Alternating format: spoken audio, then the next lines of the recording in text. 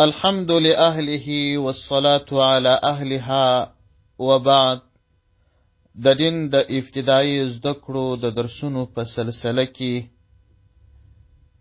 نن په ننني درس کې د عشر او خراج مسلې او د لزوم شرطونه تر بحث لاندې نیسو. د عشر د واجبېدو شرطونه. عشر لسمې حصې ته ویل کېږي، یعنی دا چې کله مځکه حاصل وکړي لسمه حصه مالک د عشر حقدار ته ورکړي، همدغه ته عشر ویل کېږي. البته عشر چې کله د مځکې پر مالک باندې لازمیږي، یو لړ شرطونه یې د واجب کېدو لپاره سته چې د همدې شرطو څخه عبارت دي. اول، اسلام، پر کافر باندې عشر نسته. دوهم، مځکه به عشریه وي، پر خراجیه مځکه باندې عشر نسته. وروسته بیان کوو د عشریه او د خراجیه مځکې. دریم، د مځکې حاصل به لاسته راغلی وي، که د مځکې حاصلات د رسېدو وړاندې هلاک سي او یا بیخي مځکه کرل سوې نه وي، عشر باندې لازم نه دی.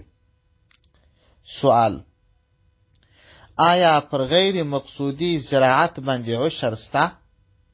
جواب: کوم شیان چې خپله شنه سوي وي لکه واښه، نلان، درختي او داسې نور، عشر باندې لازم نه دی، ځکه عشر پر هغو شیانو باندې وي چې ګټه ترې اخیستل کېږي او مقصودی خلک کري. سوال: آیا پر کوچني او لیونی باندې عشر سته؟ جواب: د عشر د وجوب لپاره عقل او بلوغ شرط نه دی. که د مځکې مالک کوچنی یا لیونی و، د شرطونو په وجود کې پر اولیاو لازمه ده، یعنې پر قریبانو لازمه ده چې د مځکې څخه عشر ورکړي. سوال: پر پردۍ مځکه باندې عشر سته؟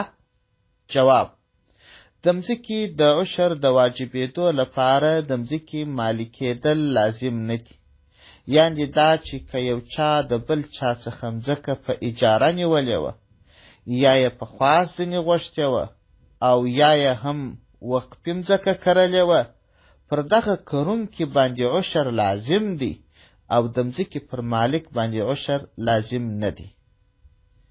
سوال: آیا په کال کې 2 ځلې عشر ورکول کېدای سي؟ جواب: د عشر لپاره د کال تیریدل شرط نه دي، بلکې په کال کې چې هر څو مځکه حاصل وکړي په هغه اندازه عشر باندې لازم دي. که یو ور حاصل وکړي یو ور عشر ور باندې سته، که 2 وارې و 2 واره باندې سته. سوال: آیا پر پوروړي باندې هم عشر سته؟ جواب: که کوم کس مځکه وکرل او حاصل یې وکړ، عشر باندې لازم دی. د قرض پیسې دي د حاصلاتو څخه نه جلا کوي، بلکې د ټولو حاصلاتو عشر به ورکوي. داسې نه دی لکه په زکات کې چې قرض ورباندې وي، اول د سرمایې څخه قرض جلا کوي، د پاتو پیسو زکات ورکوي. په عشر کې داسې نه دی. سوال: آیا پر وښو یا فروړ او بوټو باندې عشر سته؟ جواب: فروړ چې د حیواناتو د خوراک لپاره دی او د غنمو د پاکېدو وروسته په لاس راځي، همدا ډول د باغ بوټي عشر ور باندې لازم نه دی، او نه هم پر هغو وښو باندې عشر سته کوم چې غیر مقصودي وي.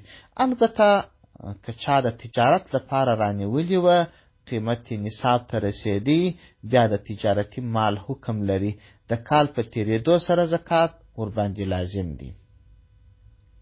سوال: د میوې تر ښکاره کېدو او یا هم تر کښت وړاندې عشر ورکول جایز دی؟ جواب: که یو چا مخکې تر دې چې د باغ میوه یې ښکاره سي، عشر یې د اټکل له مخې ادا کړ، یا یې هم هغه مهال ادا کړ چې باغ بیخي شین سوی نو، دغه جایز نه دی. البته که د باغ درختو میوه ښکاره کړې وه بیا یې عشر ورکړ جایز دی. سوال: عشر پر رانیونکي دی او که پر خرڅونکي دی؟ جواب: که کښت کوونکی خپل کښت تر پخېدو مخکې خرڅ کړي عشر یې پر رانیونکي واجب نه دی، او که یې تر پخېدو وروسته خرڅ کړي عشر یې پر خرڅونکي لازم دی. سوال: د مځکې مصارف ایستل کیږي بیا به عشر ورکوي، او که هر څه په لاس راغلل د ټولو عشر به ورکوي؟ جواب: د مځکې چې کوم مصارف کیږي لکه د مځکې تخم، دوپال، نوپال، درمل، کود او داسې نور، دغه مصارف نه حسابل کیږي. یعنې داسې نه کیږي چې کله مځکه حاصل وکړي لومړی مصارف ځینې وایستل سي بیا نو د پاته مال څخه عشر ورکړل سي. داسې نه ده، بلکې څومره حاصل چې یې وکړي د هغو ټولو عشر به ورکوي. سوال: که مالک د خپلې مځکې حاصلات له منځه یوړل ټول اهلا کړل بیا هم عشر سته؟ جواب: که مالک په خپله د مځکې حاصلات له منځه یوړل عشر باندې لازم دی، او که بل چا ور هلا کړل یا په کوم بل سماوي افت باندې له منځه ولاړل پر ده باندې عشر نسته. البته د هغه کس څخه تاوان اخیستلی سي چا چې ور هلا کړي دي. سوال: عشر به چاته ورکوي؟ جواب: د عشر حقدار هغه څوک دی کوم چې زکات ورکول کیږي. انشاءالله تفصیلي بحث به وروسته راسي. حاصل دا چې چاته زکات ورکول روا وو هم هغه کس ته عشر ورکول هم روا دي. چاته چې زکات ورکول روا نو هغه کس ته هم عشر ورکول روا نه دي. او په کوم کار کې چې د زکات استعمال جائز نه وي په هغه کې د عشر استعمال هم جائز نه دی. سوال: عشر په کومو ځمکو کې لازم دی؟ جواب: د کومو ځمکو کښت چې د باران یا هم د ویالو په اوبو خړوبه کیږي پکښې عشر لازم دی، او د کومو ځمکو کښت چې د برمو، باوړیو او یا هم د ماشینانو یا د سولر اندارو په اوبو اوبیږي په هغو کې نصف عشر یعنې شلمه حصه لازم دی. سوال: په څومره حاصل کې عشر لازم دی؟ جواب: د امام ابو حنیفه رحمه الله لعان ده د عشر د وجوب لپاره نصاب نه دی ټاکل شوی، بلکې د مځکې حاصل چې څومره وي یعنې لږ وي او که ډیر وي عشر ځینې ورکول واجب دی. سوال: که پر چا پور باندې وي هم به عشر ورکوي؟ جواب: پر چا چې پور باندې وي او مځکه یې حاصلات وکړي عشر باندې لازم دی. د زکات په څیر پور د عشر معنی نسی کېدای. سوال: آیا په عشر کې قیمت ورکول روا دي چې یو څوک حاصلات ورنکړي دغه حاصل پر ځای پیسې ورکړي؟ جواب: که یو څوک د مځکې د حاصلاتو پر ځای په عشر کې د عشر قیمت ورکړي جائز دی. یعنې دا چې یو څوک خپل ټول حاصلات خرڅ کړي بیا یې لسمه حصه ورکړي جائز دی. سوال: د عشر او خراج ترمنځ څه فرق دی؟ جواب: عشر او خراج یو لړ فرقونه لري چې ځینې یې دا دي. اول: عشر د زکات او نورو عباداتو په څیر عبادت دی، یعنی مالیه او ټیکس نه دی، او خراج ټیکس دی، یعنی دا چې خراج ته عبادت نه ویل کیږي. همدا وجه ده چې عشر د مسلمان په مځکو پورې خاص دی، د کافرانو په مځکو کې عشر نسته، بلکې د هغوی په مځکو کې خراج لازم دی. 2. عشري مځکه که څه هم د کرلو وړتیا ولري بیا هم نه وکرل سي، خالی پرېښودل سي، عشر باندې لازم نه دی. خراجیه مځکه داسې نه ده، بلکې خراجیه مځکه که د کرلو وړتیا ولري او ونه کرل سي خراج ورکول باندې لازم دی. سوال: د عشر او زکات ترمنځ څه فرق دی؟ جواب: عشر هم د زکات سره یو لړ توپیرونه لري چې ځینې یې دا دي: اول، د زکات لپاره شرط دا دی چې تجارتي مال او یا هم نقود به نصاب ته رسیدلی وي. که نصاب ته نه وي رسیدلی، زکات باندې نسته. عشر د دغه شرط خلاف نصاب نه لري. دوه، د زکات لپاره لازمي خبره ده چې کال به باندې تیر سوی وي. که کال پوره نه و، زکات باندې لازم نه دی. خو عشر داسې نه دی. د عشر لپاره کال پوره کېدل شرط نه دی. درې، د تجارت مالونه همدا ډول نقود که ټول کال پراته وي، هیڅ ګټه یې نه وي کړې، تر نصاب نه وي کم سوي، زکات ورباندې سته.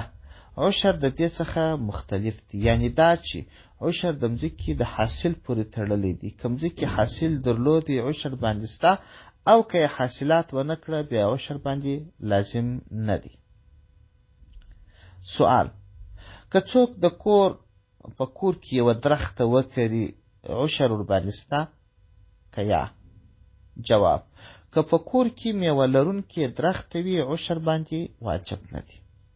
سوال: که مځکه په باران او برمې دواړو اوبه سوي وي، نو شلم من به ورکوي که لسم؟ جواب: که چیرې د کښت او کروندې مځکه د فصل په اوږدو کې په باران او څا دواړو اوبه سوي وي، یعنې دا چې څه وخت د باران په اوبو اوبه سوي وي او څه وخت د څا باوړۍ او یا په داسې نورو وسایلو لکه سولر اندارې اوبه سوي وي، د زکات حکم یې پر اکثریت کېږي. یعنې که چیرې مځکه زیات وخت د باران په اوبه سوي وي، عشر باندې لازم دی، او که زیات وخت په باوړۍ یا ماشینونو او داسې نورو شیانو اوبه سوي وي، نصف عشر یعنې شلمه حصه باندې لازمه ده.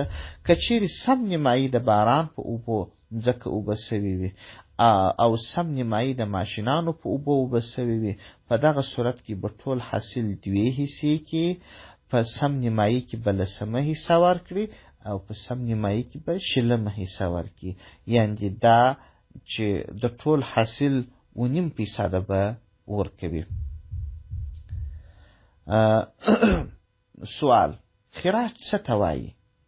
جواب: د کفارو پر کومو مځکو چې د اسلامي حکومت لخوا کومه مالیه لګېدلې وي، هغې ته خراج ویل کېږي. نو د خراج په اړه ځینې نورې تفصیلي او تحقیقاتي خبرې سته، دا چې د ابتدایي زده کړو سره اړه نه لري، ځکه پر هغو بحث نه کوو.